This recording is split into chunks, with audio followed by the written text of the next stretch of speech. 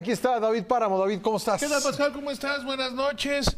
Pues podemos seguir hablando de las ocurrencias o de los arrastres que hemos visto en el gobierno, lamentables como el de Jiménez Espriu en torno a la rifa del avión, que pasó a decir no es buena idea, si lo dijo el presidente está bien.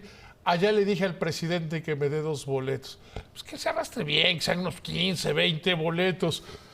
Porque para pagar el precio de haber dicho que no se podía hacer. Pues sí, ¿no? Claro, si no se arrastra.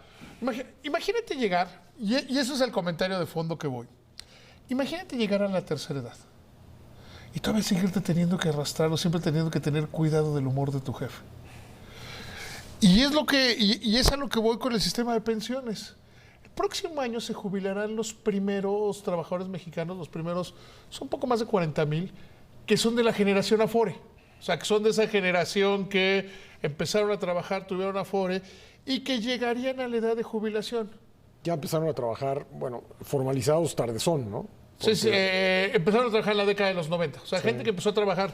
Acuérdate que hoy para poder llegar a la edad de jubilación tienes que trabajar 24 años en un empleo formal, que es muchísimo tiempo. O sea, la verdad es que en la realidad nacional, 24 años teniendo un empleo formal, no siendo profesionista independiente, suena casi imposible. En 2021, la primera generación, son un poco más de 40,000 personas que van a llegar a la edad de jubilarse.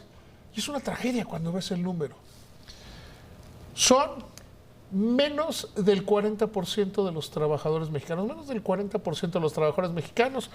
De acuerdo con las cifras de la Amafore, es el 30% solamente de los trabajadores mexicanos que tienen acceso a un fondo de pensiones, o que cotizan para su Afore. De estos...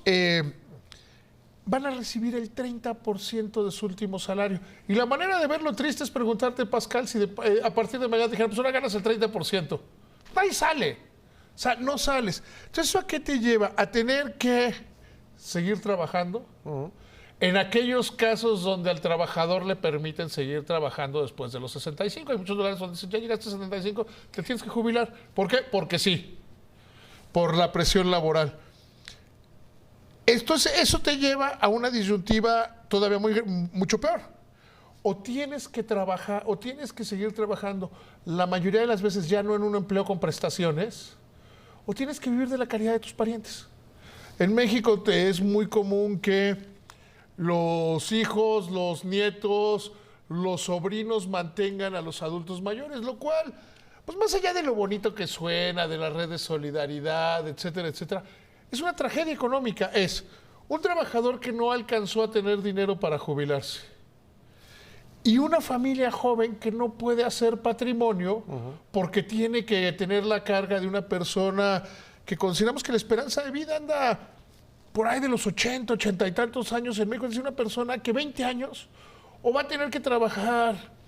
Pues ahí los vemos a los cerillos en los supermercados, ¿no? Hay una tragedia peor, que cuando eso se invierta, cuando algunos de los hoy jóvenes tengan que seguir dependiendo de sus padres ancianos. Piénsalo, yo vengo de una familia que somos 6 hermanos. Ajá. Porque es así generacionalmente, yo creo que una manera de verlo es, somos 6 hermanos. En el caso de mis papás no se requirió, pero era más fácil que 6 hermanos mantengan a 2 papás. ¿Qué pasa con las familias modernas que son de dos hijos? Porque con uno que salga bien para el dinero está bien. O sea, con 1 o 2 que sean exitosos de 6, pues ya le pegas. Pero luego piensa, son 2. Pero luego dices, no, pero son los papás y los suegros. Los papás, los suegros y la tía. Los papás, los suegros y el tío. Entonces es ruinoso. Es un esquema que es totalmente ruinoso. Y parecería que no le hemos entendido. Que por más que haya advertencias, por más que hay dichos, no le hemos entendido la importancia de este tema. ¿Y esos son los afortunados? Que tienen, sí. Que tienen pensión. Sí, porque hay otros. Sí. El 70% de los trabajadores en este país no tienen pensión. Así como diría la cita de San Pablo, el que no trabaje, que no coma. Es gente que o trabaja o recibe caridad de su familia. Porque hay que decir, no, es que es agradecimiento. No, es caridad. O sea, porque además no hay una obligación más que moral. O sea, no es... yo trabajé, porque desde el esquema económico es ruinoso, yo trabajo para cuando yo llegue a la edad de jubilación me mantengan, entonces los que vienen abajo tienen que ser mantenidos por otros y otros y otros, y eso no le permite hacer patrimonio. Hoy la Amafore plantea ya algunos puntos concretos. Uno, que ese es fundamental, creo yo. Aumentar la aportación que se hace a los fondos de pensiones. En México solo aportamos el 6,5%. ¿Qué es el 6,5%? Menos de la mitad que Chile, menos de la mitad que Colombia, por ejemplo. O sea, aportamos muy poquito para las pensiones. Punto número 2. Si aportas menos, eso permitiría ajustarte a la realidad nacional. Hoy no le entendieron mucho a la conferencia de prensa de la Amafore, no fue muy bien entendido, quizá no fue bien explicado, porque todo el mundo se quedó con que la Amafore propone disminuir las semanas cotizadas, lo cual es renoso financieramente. No, es aumento, o sea, es una serie de medidas y disminuirlas. Es aumento lo que los trabajadores. La aportación. Segundo, creo un esquema para que los profesionistas independientes ahorren. Y la propuesta que hace la Amafore me parece lógica. Pagas impuestos, te retienen los impuestos, se van directo a tu fondo de pensiones. O sea, te retienen lo que sería la aportación al fondo de pensiones, y nos quedamos con el 6,5% en este momento.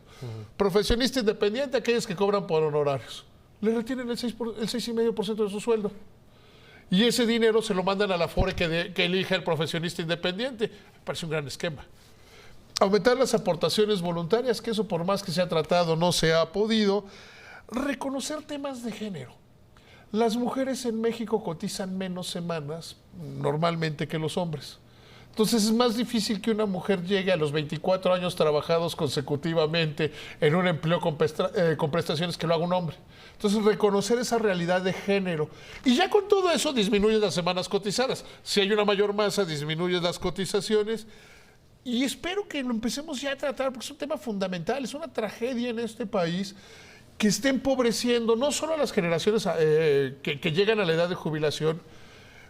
Yo estaba muy metido periodísticamente, porque además es que trabajaba en un especializado, en el tema de las Afores a principios de los 90. Era además uno de los temas fundamentales de aquel periódico, ¿no?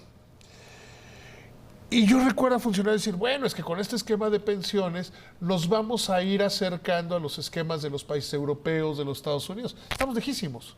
O sea, si lo ves a la distancia, estamos lejísimos. 30% de tu último sueldo no te alcanza. 3 de cada 10 trabajadores tienen solo acceso a eso. No sirve. Entonces creo que ahí tenemos un gran pendiente que tenemos que comenzar a resolver. Pues sí, y discutirlo ya, porque como tú dices, el año que entra son los primeros, pero luego en avalancha, ¿no? Claro, o sea, son los primeros 41 y luego viene en avalancha. Sí. Se tendrían que tomar estas medidas. Hacienda ha entendido el problema, y si no lo hacemos, pues tendremos más Jiménez Espriu que a los 80 tienen que andarse arrastrando para mantener su chambita. Pascal, buenas noches, que te vaya muy bien.